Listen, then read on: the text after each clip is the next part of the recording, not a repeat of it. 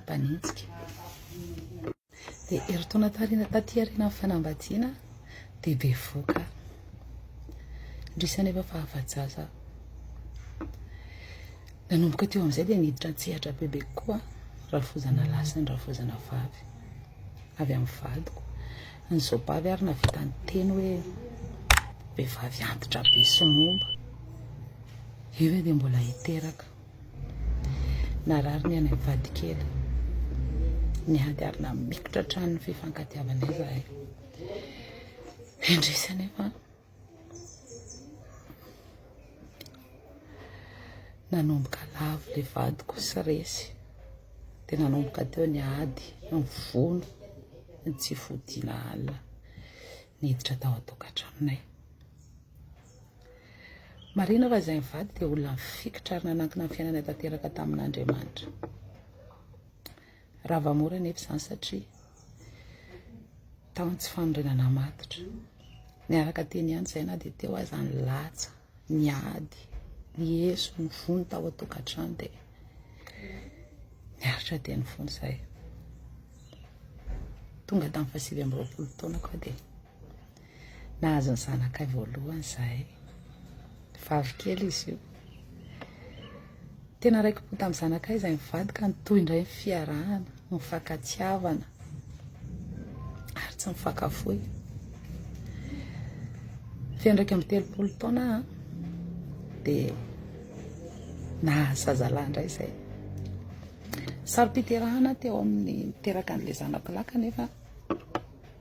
io Andriamanitra io misy ary nanampy anay foana feno teny volana ny zanakay lahy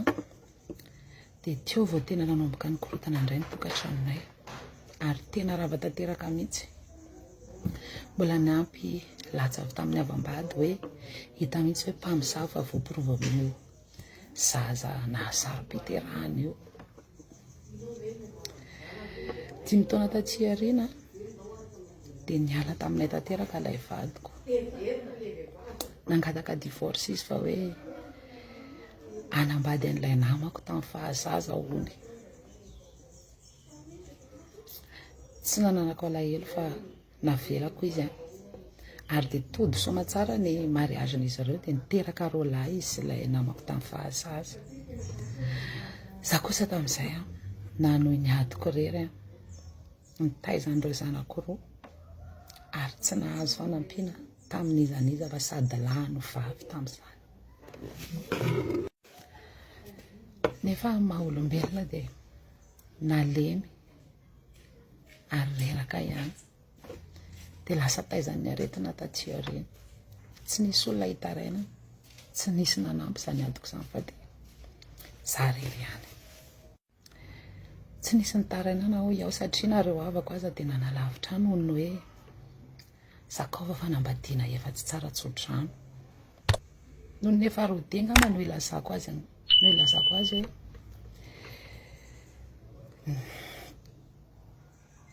dia lasa aho mba nanomboka mifanerasera tamin'ny namana nanodidina dia latsaka mifankatia tamin'ny anadahan'ny namako izay tsy nety nanambady ahy izy fa niteraka vavikely izay fiainana izay tsy mba niriko mihitsy 3 volana tao aoriana ny naterahan'ilay zanakay vavy io dia lasa rangahy teo dia feno fanontaniana mipetraka tato anatin'ny saiko hoe fa maninona ary aho no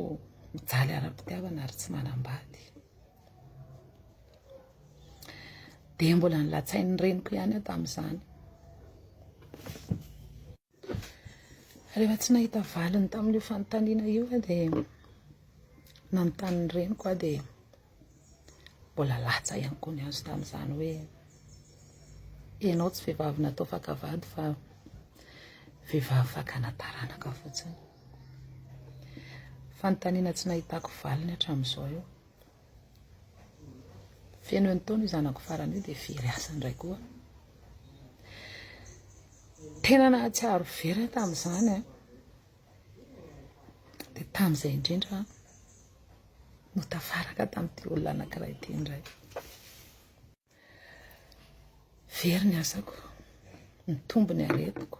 ny fianakaviana tsisy ny rarahana ny namana nanalavitra. Dia tapaka ny hevitra rehefa nahita ny tsy lehilahy tia dia niarak'izay. Manamely tena indraindray hoe niaraka amin'ny vadin'olona ary tena menatra an'Andriamanitra miaraka amin'ny olona kanefa hitako tena tia izy ary tiako ary tena namana nanampy ahy tamin'ny fiainana na ara-moraly dia teo foana ity olona ity dia nametraka fanontaniana hoe inona ary nataoko hiaraka amin'ity ave sa ahoana ny fitsaran'ny fiarahamonina. Dia nefany rehefa eo akaikany dia tao mahatsiaro sambatra be dia tsy te hieritreritra an'izany fiarahamonina izany moa za koa mba mila namana. Dia vao mainka ny tombo teo ny tsy fitiavan'ny fianakaviako anahy satria vehivavy miaina amin'ny loto ony no vehivavy tsy mahatana tokantrano satria mangalabadin'olona. Nefa tao anatin'io mihitsy ilay nahitako ilay fahasambarana satria manana olona manoro-hevitra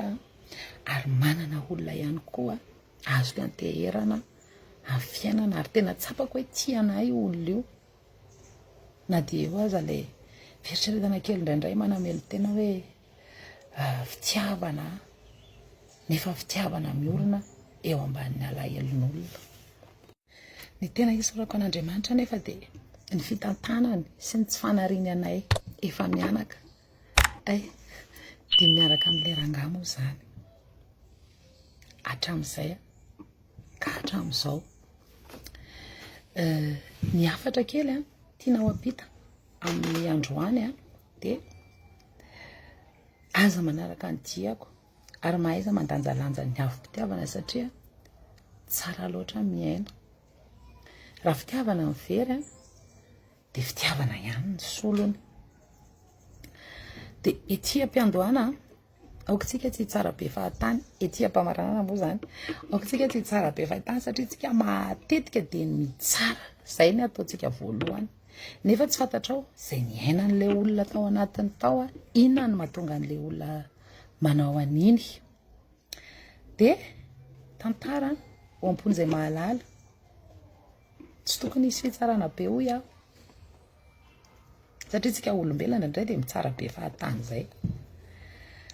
Fa alay volesinao anao ilay zavatra niainan'ilay olona tao, inona ny tokony atao raha sindrana situation ohatr'izao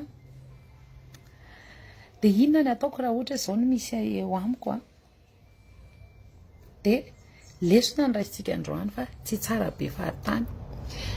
Ity tantara ity dia tantaran'olona anankiray izay nizahako navoaka teto raha ohatra hoe manana sosikevitra tsika anampiana anazy dia alefaso ny commentaire dia mamaky izy mba ampiakarantsika moraliny